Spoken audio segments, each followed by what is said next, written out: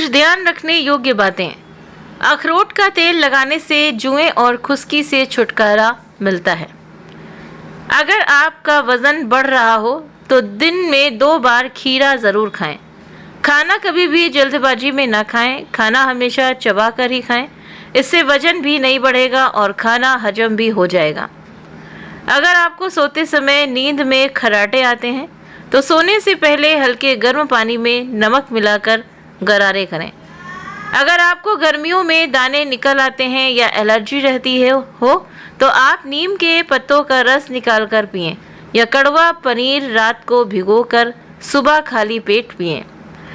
खाना खाने से पहले एक फल खाएं, इससे शरीर में कोई कमज़ोरी महसूस नहीं होगी। अगर आपको भूख कम लगती हो तो धनिया और पुदीने की चटनी बनाकर खाएं, इससे आपको भूख लगने लगेगी।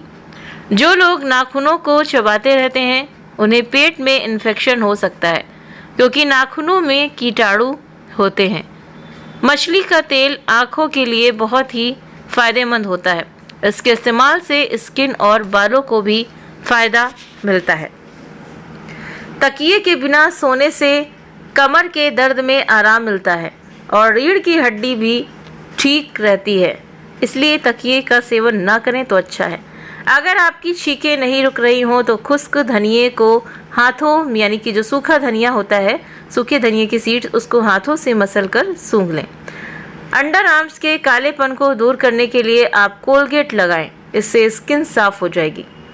अंडे की सफ़ेदी बालों में लगाने से बाल मुलायम और चमकदार बनेंगे। सलगम खाने से ब्लड प्रेशर कंट्रोल में रहता है। नहाने के बाद सिर की मालिश करने से दिमाग की जो कमज़ोरी होती है वो दूर हो जाती है। चावल को हमेशा कम खाएं, इससे दमा नहीं होगा। गर्मियों में जिन लोगों की नाक से खून आता है उन्हें गुलकंद खानी चाहिए। गर्मियों में गुलकंद का सेवन ज़रूर करना चाहिए। आपके पसीनों में अगर ज़्यादा बदबू आती है तो आप रोज़ाना गुलकंद खा सकते हैं। गुलकंद की ठंडक का असर शरीर के पसीने पर भी पड़ता है। तो ये कुछ छोटी सी जानकारियां हैं, छोटी जानकारियां हैं, ध्यान रखने योग्य बातें हैं। तो उम्मीद करते हैं कि ये वीडियो आप सभी को पसंद आया होगा।